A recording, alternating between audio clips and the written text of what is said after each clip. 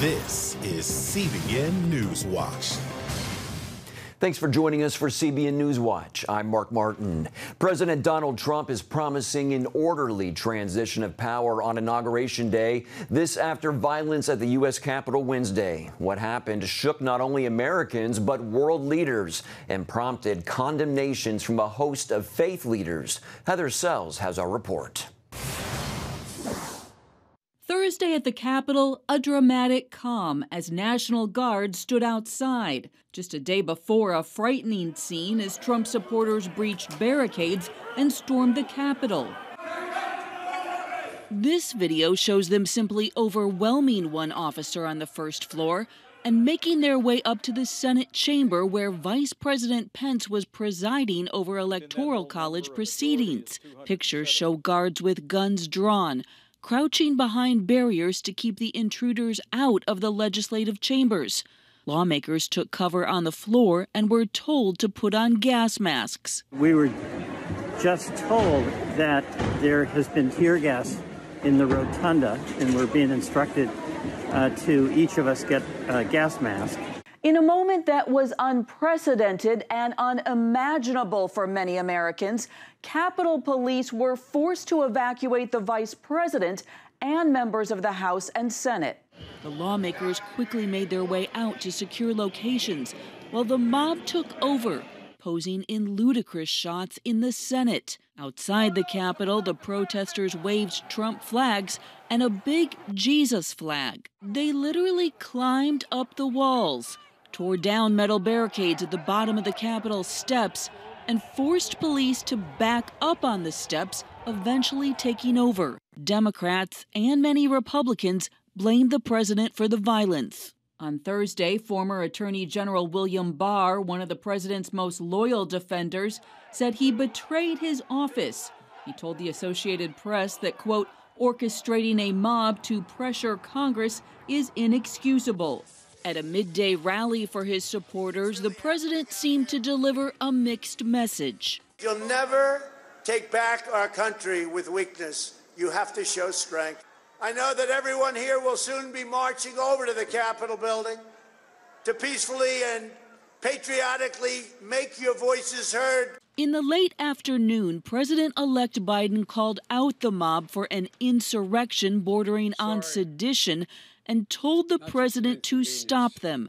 I call on President Trump to go on national television now to fulfill his oath and defend the Constitution and demand an end to this siege. Shortly after, Trump released a video on Twitter where he told the mob to go home, but also praised them and condemned the election.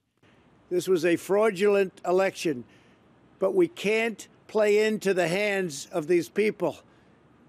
We have to have peace. So go home. We love you. You're very special. Twitter later pulled the video and locked down the president's account, citing its civic integrity policy. A long list of faith leaders also called out the mob, including Trump faith advisor Robert Jeffress. Disobeying and assaulting police is a sin, whether it's done by Antifa or by angry Republicans. One protester was killed after authorities shot her inside the Capitol during the chaos. 3 others died from medical emergencies. The president tweeted via an aide Thursday morning, promising a, quote, orderly transition on January 20th. Heather Sells, CBN News. Lawmakers ended up working into the early morning hours to certify Joe Biden's victory. Vice President Mike Pence and Senate Majority Leader Mitch McConnell addressed the chaos that erupted from what began as a peaceful march. To those who wreaked havoc in our Capitol today, you did not win. We will not bow to lawlessness or intimidation. Several lawmakers withdrew their objections to the certification of Biden's victory. Not all lawmakers dropped their objections, so the debate continued into the early morning hours before the votes were certified. The vote count is official in Georgia's runoff elections, with Democrats Jon Ossoff and Raphael Warnock both coming out on top by narrow margins. That gives the U.S. Senate majority back to Democrats. It's considered a huge defeat for Republicans and the president. Critics of President Trump say he did not put enough support behind the candidates and issues that could have won both races for the GOP. President-elect Joe Biden is the first Democratic presidential candidate to carry the state since 1992.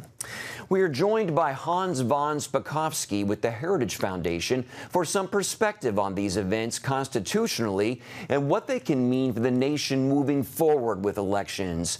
Hans, first of all, this unprecedented challenge regarding the vote integrity in several states, should Congress have gotten involved? No, I think what needed to happen was this needed to be investigated by state election officials and state attorney generals to see if there was any credibility to these claims and to make and take any actions required for that. I don't think this was up to Congress to do. It was up to the states, which run elections in this country, to investigate and take any appropriate actions. Some of these charges, especially with states like Pennsylvania, where election officials and local leaders are accused of not following their own state election laws. How can this be prevented in the future? Does there need to be reform on the state level? Yes. The one thing that needs to come out of all of this, and I have to say, the violence that occurred yesterday was totally unacceptable. That is not the way we do things in America. But what needs to happen is all of these claims need to be investigated in depth by state legislatures in all of these states. And legislators need to determine the credibility of these claims, what happened, what didn't happen, and then amend their laws governing elections to ensure that this kind of thing doesn't happen again, that any holes, any security holes in the election process are fixed so that we can have confidence in the outcome of elections, no matter who wins. Hans, what are your concerns constitutionally moving forward with elections, especially with the potential for federal intervention? Do you think that's a good thing? Well, the problem with federal intervention is that in the same way that they could put in, for example, good national standards, they could also put in very bad national standards. And a good example of that is the fact that Democrats 2 years ago dropped a bill that would have banned voter ID laws in every state. That would have taken us backwards and would have made things even worse than they already were in this election. I think state legislatures, they're the ones primarily responsible for administering elections in every state, and they are the ones that need to fix the problems that we saw surface in this past election. And quickly, do you think what our founding fathers envisioned with our republic and the democratic process is at risk in today's political climate and culture? And if so, what can Americans do to help protect it? Yeah, I think it is at risk. As you know, there have been a lot of critics of the Trump administration, for example, who are now saying that anyone who worked for the Trump administration, anyone who provided legal representation in the litigation that occurred should be blacklisted. Look, we already did that wrongfully during the McCarthy era. We should not repeat that history. That will put our democratic and political process at risk, and it is not worth the damage it will inflict on our civil society to take that kind of what can only be said to be revengeful actions against individuals who simply have a different political point of view than others. All right, Hans von Spakovsky with the Heritage Foundation. Thanks for your insights, sir. Sure, thanks for having me. Dr. Cornay Becker with Regent University joins us now with a look at things from a biblical perspective and how Christians can navigate these times. Dr. Becker, welcome. Always good to see you. It's great to be joined. First of all, what are your thoughts on what happened yesterday? There were certainly very many well-meaning, nonviolent Christians at the march at the Capitol yesterday before the violence and chaos. Your thoughts? This is very sad for me because, as you said, Mark, there were many Christians that went to pray, but this is not the way of Christ. This is not the way of Jesus. The scriptures are very clear that this kind of disorderly behavior is a fruit of the flesh. In actual fact, the scriptures declare that self-control and meekness is the way of Jesus. Very sad. Many people in America who are not Christians may associate what happened directly with Christians and actually blame them for the violence. How do you think believers should address the debate over this? I think it's very important for us to stand firm and to remind them that indeed the way within Christianity, when it comes to strength, it's always controlled strength. It is orderly strength. Jesus himself said that it's the meek that shall inherit the earth. Are there lessons to be learned in this from the perspective of how Christians engage in politics? I think there are a number of lessons to learn. First and foremostly, it's important for us to pray for everybody that's involved in this. My heart also goes out to the protesters, Mark. You know, the scripture says that when hope is deferred, it can make the heart sick.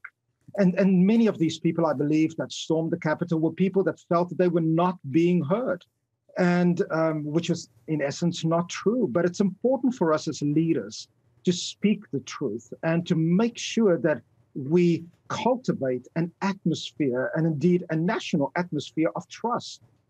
Also, Mark, it's really important to remember that a house divided against itself cannot stand. The time has come for us as Americans to stand together and seek the best for each other. Dr. Becker, what does the Bible say about all this? You mentioned meekness. Is that power restrained? Break it down a little bit more for us, what meekness means. Meekness is best explained as when we take our strength and we control it. We defer to the very power and the strength of God. And as Christians, we believe that ultimately God is sovereign. And the scriptures also declare that when people are indeed elected and placed in power, that God is involved in that process. And so when we approach this with meekness, it doesn't mean that we are weak, but rather that we control our strength and we submit that strength to the authorities which God has placed in government. Part of this, Mark, of course, also in a democracy, we respect the votes of our neighbors. We respect the votes of the people that live around us. And so part of doing that is to respect the people that we live with. All right, Dr. Cornay Becker with Regent University. Thanks for your spiritual insight, sir. Always welcome. Thank you. Well, coming up, one group of schools challenges COVID restrictions on their opening and raises the question, what is best for students? Introducing the CBN Bible from CBN.com. Now, an easier way to study the Bible and grow in your faith. Highlight your favorite verse. Read separate versions at a glance. Click and read a commentary. Or cross-reference your favorite verse using the Strong's Concordance. All the right tools to study the Bible, all in one place. The CBN Bible, available at cbn.com/Bible or the iTunes App Store. This is CBN NewsWatch. Thanks for joining us. Watch breaking news, exclusive stories and programs, credible news reporting. We show you what's happening in the world and how you can pray about it. This is CBN NewsWatch, because truth matters. Weekdays at 5 on the CBN News Channel. Woohoo! Hi, Superbook fans. Here's something else you'll love. It's the new Superbook Bible app. It's packed with games, activities, and Superbook episodes that you can watch for free. Oh, no! There's trivia, a fun daily devotional, and answers to your Bible questions. Plus, an easy-to-understand Bible the whole family will enjoy. You can even create your own Superbook character. Ta-da! Whoa! Millsburg Falls man coming. Sorry, pardon me. Sorry, excuse me. Ouch! Are you getting this? Earn super points to win daily prizes, too. And so much more! Time to get back to my adventures. See you soon! It's the new Superbook Bible app. free downloads on iTunes, Google Play, and Amazon. Welcome back. An Ohio federal appeals court is backing a network of Christian schools after local officials in one county ordered all schools closed to prevent the spread of the coronavirus. The schools fought back in court, calling the county mandate unconstitutional and saying it disregards medical data showing that schools are safe for children. A three-judge panel on the 6th Circuit Court of Appeals granted an injunction against the health department. A school network leader called it a victory for families and religious freedom and against government overreach. CBN News medical reporter Lori Johnson is here now with more. Lori, the court ruled that schools are safe for children. What can you tell us about that? Well, Mark, virtually every major health organization says kids should be in school in person. This includes the CDC, the White House Coronavirus Task Force, and the American Academy of Pediatricians. Children have an extremely low risk of contracting the virus, Mark, and developing complications from it. However, the risk is very high for developing a wide array of health problems when they are deprived of in-person learning. I'm talking about physical, mental, and emotional health issues. Tell us a little bit more about that, Lori. Are we seeing those problems already from the months of isolation students have already experienced? Yes, we are seeing serious mental health challenges. The incidence of suicide is up among young people, and there are very real concerns about abuse. Think about it. A significant number of abuse cases are spotted by teachers and reported by teachers. So kids come to school showing signs of abuse. The teacher spots them, but that's not happening any longer. And the reported cases of abuse are way down. That's not to say that the abuse is down, but it's not being reported. So add to that more trouble at home, the loss of jobs, families being cooped up, oftentimes in small quarters all the time.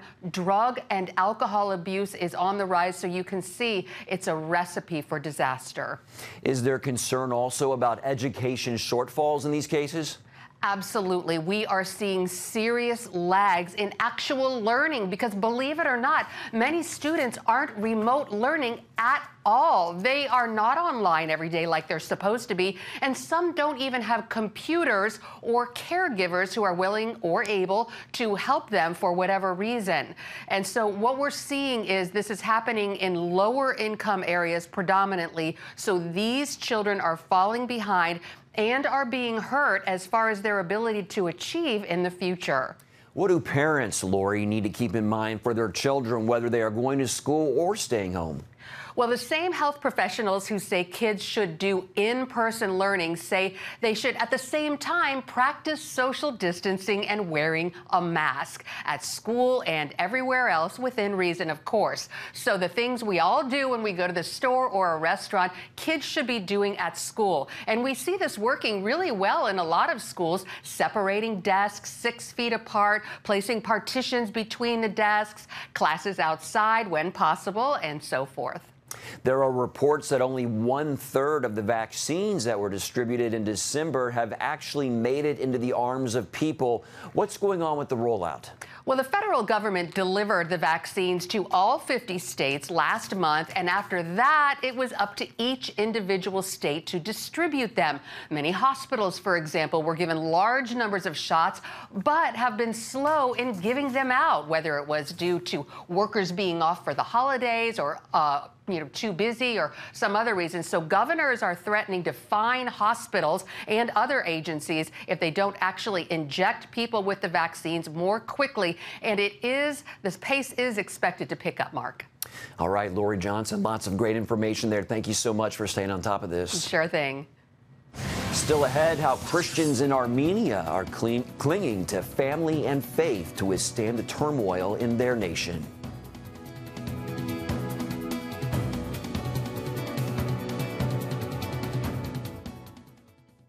When I came to Regent University, it's like the world opened up. I felt like I needed to advance my career and go back to school. Regent was a perfect fit for me. The Regent professors are world-class. You are equipped. The focus of the faculty is on each individual student, whether it's online or in person. You become a part of Regent's family. You carry with you not just the content and the knowledge, but the confidence to understand that we can be significant in the world. Regent University. Follow your path. Nigerian Christians in Iran are routinely arrested. Catholic Christians continue to suffer. In times of trial and affliction, you need to know the truth. One of the fastest growing Christian populations in the world. Join Wendy Griffith and George Thomas for Christian World News. Young people are the ones who are open to the gospel. Powerful stories of suffering and hope that affect all Christians. Watch Christian World News, Saturday at 5 p.m. Get Protect Your Sleep and discover how to improve the quality of your life. A free DVD or booklet from the Christian Broadcasting Network. If you're not a great sleeper, you can do things to make yourself a great sleeper. If you're already a pretty good sleeper, you can enhance your sleep and be even better. 5 leading experts help remove the obstacles between you and restorative sleep. When you don't get a restful night's sleep, you wake up with an accumulation of stress. Call 1-800-700-7000 or go to CBN.com to get your free DVD or booklet today. Everything you do better with a good night's sleep. You'll discover how food affects your sleep, how to put insomnia to rest, explore effective remedies for sleep apnea, and much more in Protect Your Sleep. Wake up to your best life and get Protect Your Sleep today. Call 1-800-700-7000 or go to CBN.com to get your free DVD or booklet. In October, fighting broke out between two former Soviet countries, Armenia and Azerbaijan. The short war resulted in more than 5,000 dead and 100,000 displaced. As Chuck Holton reports, a ceasefire ended the fighting in November, but Armenia has been racked by ongoing strife since then.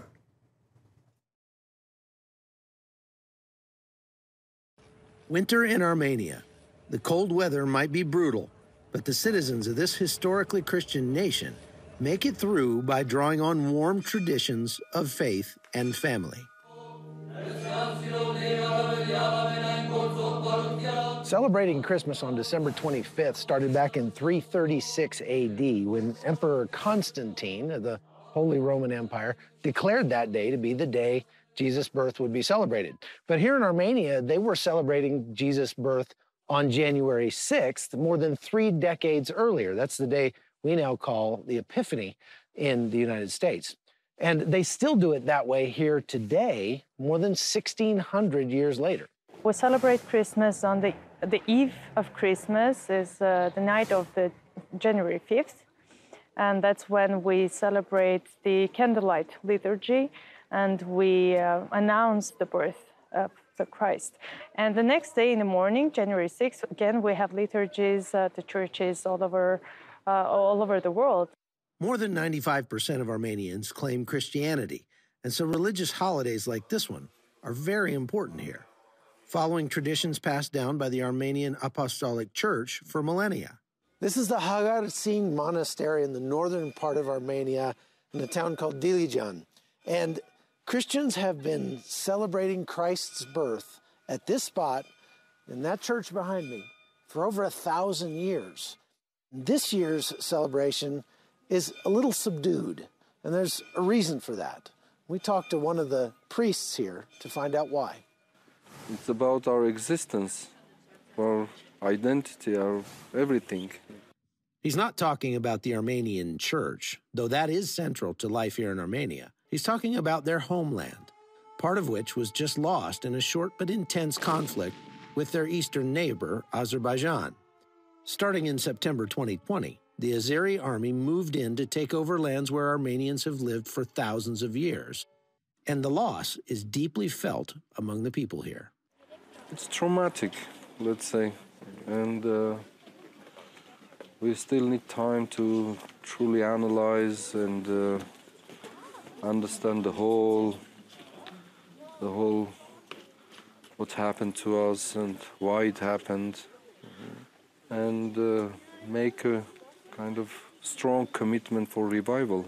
This year, Armenia is not really celebrating the special holidays, the New Year's and Christmas in a festive way because, as you know, Armenia was hit by a devastating war in 2020, which left us with heavy losses. We lost thousands of young lives. We lost our historic lands. Normally, the capital city of Yerevan is heavily decorated with lights for the Christmas season. But this year, between the COVID virus and the war, the mood is subdued. Nevertheless, these worshipers are putting their faith in God for the future. This is a moment of mourning, this is a moment of reflection, and this is a moment of also appreciating what we have. Also, this birth of Christ is allowing us to think about the rebirth of our nation and of our dreams, and hopefully being able to stand up again and protect our land. From Armenia, Merry Christmas. I'm Chuck Holton for CBN News. Christians around the world are standing with the Israelis. But why? In CBN's free magazine, Friends of Israel, you'll discover why Christians are supporting the Jewish state, how Israel is fulfilling prophecy as a light to the nations, and ways you can pray for the people of Israel. Israel needs the support of friends like you. Call now or go to cbn.com to get your free copy of Friends of Israel. Heavenly Father, we do thank you for the work of your Spirit, Lord God, with this movement of getting the Bible, yes, Lord, into public schools.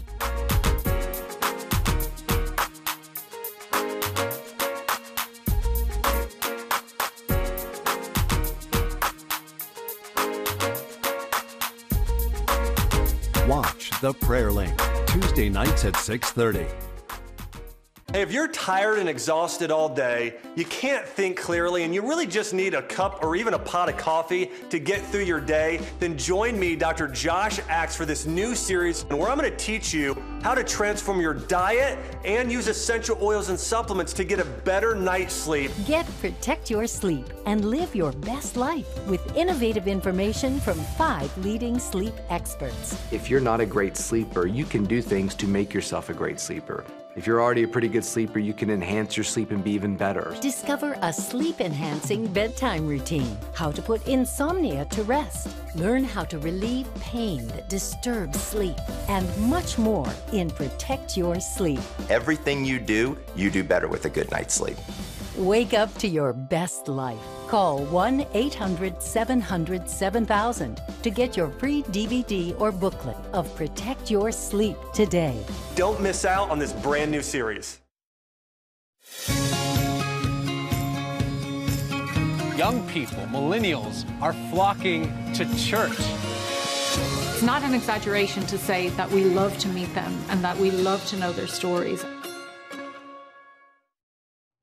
There's a new app out designed to help you walk out your faith daily. It's called Faithful, and developers say it's unique in how it uses technology to bring together a multitude of spiritual leaders, pastors, and speakers, and allows you to customize the experience. Their goal is to deepen users' connection to God and bring positive change. At least 50 Christian leaders are involved in the project. The platform is designed to allow users to follow their favorite content and also discover new pastors who connect with them. And you can find the full story on the app at cbnnews.com. Well, that's going to do it for this edition of CBN News Watch. Remember, you can find more of our news programs on the CBN News Channel anytime or online with cbnnews.com. Also, tell us what you think about the stories you've seen by emailing newswatch@cbn.com. Thanks again for watching. Have a great day.